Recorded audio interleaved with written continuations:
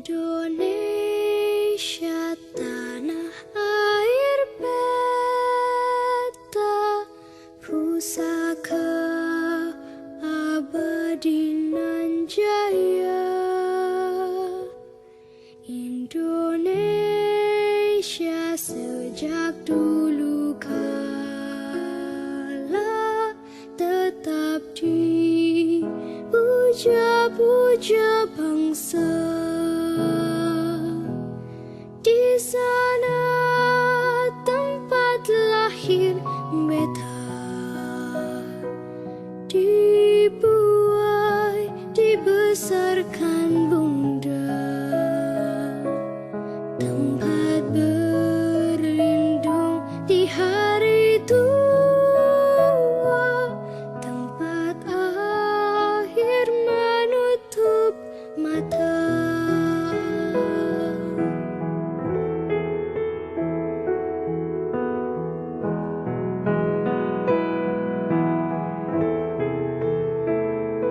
Sungguh indah tanah air beta, tiada bandingnya di dunia.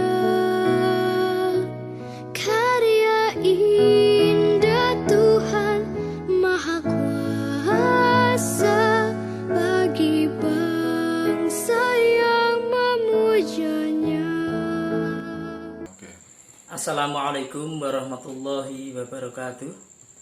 Baik, pada kesempatan kali ini saya akan memberikan materi mata pelajaran PPKN kelas 10 dengan tema nilai-nilai Pancasila dalam kerangka praktek penyelenggaraan pemerintah negara.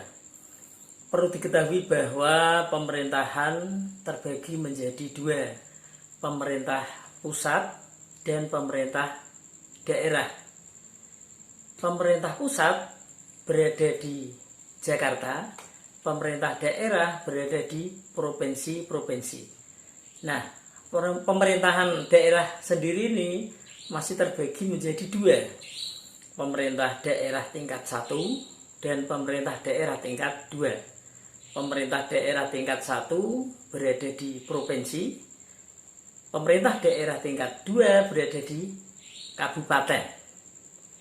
Nah, sekarang saya akan menjelaskan tentang pembagian kekuasaan. Pembagian kekuasaan itu ada 3. Yang pertama adalah badan legislatif, yang kedua adalah badan eksekutif, yang ketiga adalah badan yudikatif. Siapa legislatif itu, kapan bekerja, di mana kantornya. Nah, ini badan legislatif adalah badan yang berwenang membuat undang-undang. Nah, siapa? Para DPR, Dewan Perwakilan Rakyat. Nah, di sini para DPR tugasnya adalah membuat undang-undang. Contoh saja, Komisi 1 membuat undang-undang tentang pertahanan. Terus Komisi 2 membuat undang-undang tentang otonomi daerah. Komisi 3 membuat undang-undang tentang hukum. Ini salah satunya. Kalau kita bicara legislatif, tentunya ada payung hukumnya. Payung hukumnya itu ada di pasal 20 ayat 1. Nah, setelah undang-undang dibuat, barulah tahap berikutnya itu harus ada yang melaksanakan. Siapa yang melaksanakan undang-undang tersebut? Yang melaksanakan undang-undang tersebut adalah badan eksekutif. Siapa eksekutif itu? Eksekutif adalah presiden, gubernur, dan bupati. Nah, Pak Presiden, Pak Gubernur, dan Pak Bupati ini melaksanakan undang-undang. Bukan berarti beliau-beliau ini melaksanakan sendiri, tidak. Presiden, gubernur, dan bupati ini tugasnya memerintahkan rakyatnya supaya melaksanakan undang-undang tersebut. Ini juga ada payung hukumnya kalau kita berbicara tentang eksekutif. Payung hukumnya ada di pasal 4 ayat 1. Oke, setelah undang-undang itu tadi ada yang membuat, yaitu legislatif, terus dilaksanakan, yang melaksanakan eksekutif. Nah, sekarang dalam proses jalannya pelaksanaan undang-undang itu ada yang mengawasi. Siapa yang mengawasi? Yang mengawasi adalah badan yudikatif. Siapa badan yudikatif itu? Badan yudikatif itu adalah badan yang mengawasi jalannya undang-undang tersebut. Siapa saja? Ada MA, Mahkamah Agung, ada MK, Mahkamah Konstitusi, ada BPK, Badan Pemeriksa Keuangan, dan lain sebagainya. Kalau kita bicara yudikatif juga ada payung hukumnya. Payung hukumnya ada di pasal 24 ayat 1. Itu. Nah, yudikatif ini tadi saya sebutkan ada MA, MK, dan BPK. Tugasnya apa saja? Contoh, tugas MA atau Mahkamah Agung. Pernah ada kasus di PA Semarang, Pengadilan Agama, yang mana di situ ada sepasang suami istri ingin bercerai. Nah, dalam proses perceraian di situ ternyata mereka mempunyai hutang di bank. Nah, setelah cerai nanti siapa yang bertanggung jawab? Padahal ketika hutang di bank atas nama berdua. Nah, MA di sini bertanggung jawab untuk menyelesaikan itu dengan cara harta gono gini ini harus menjadi jaminan untuk membayar hutang. Harta gono gini itu harta yang bagaimana? Harta gono gini adalah harta sewaktu suami istri masih berumah tangga. Di situ pengumpulan kekayaan suami dan pengumpulan kekayaan istri dijadikan jadi satu milik bersama. Inilah harta gono gini. Nah, itu tadi ketika bercerai maka harta gono gini tersebut untuk jaminan membayar hutang. Ini tugas MA. Lalu kemudian ada MK. MK itu siapa? MK adalah Mahkamah Konstitusi. Tugasnya apa? Tugasnya menyelesaikan dan memutuskan pemilu. Ketika ada pemilu, di situ ada sengketa dan diselesaikan oleh KPU, Komisi Pemilihan Umum, tidak bisa, mampet dan buntu, maka yang menyelesaikan adalah MK. Dengan cara apa? Contoh, kemarin ada Pilpres, Pak Jokowi dan Pak Prabowo, di situ ada sengketa pemilu, lalu dari pihak KPU tidak bisa mencari atau memberi solusi dan buntu, di situ tidak ada solusinya sama sekali, maka MK, Mahkamah Konstitusi, yang menyelesaikan dan yang mengadili perkara tersebut. Itulah tugas MK.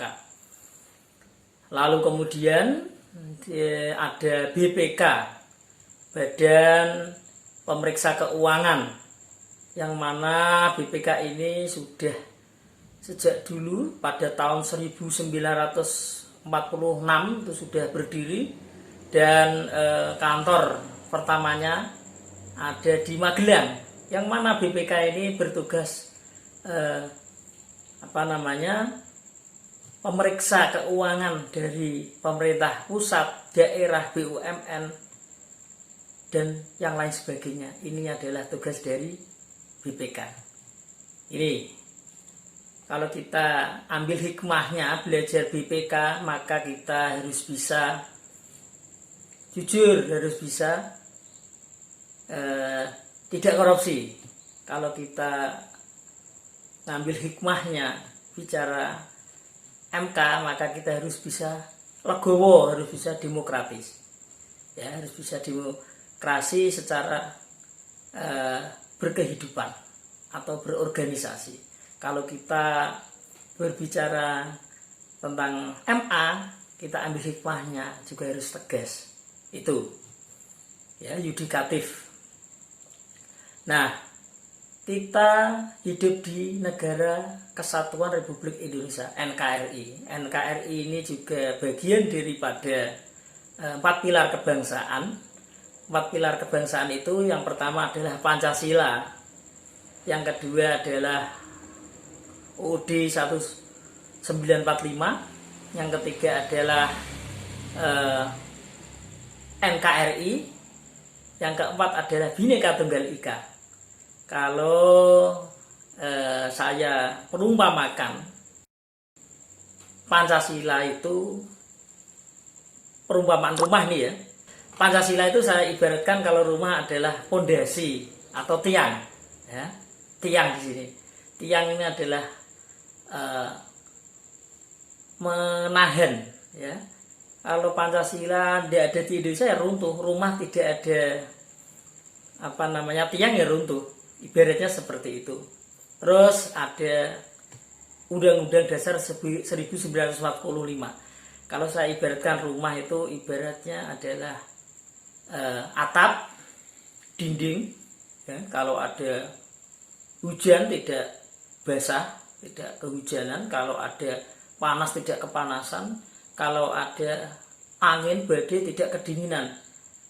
Sifatnya undang-undang ini adalah melindungi. Itu. Yang ketiga adalah NKRI.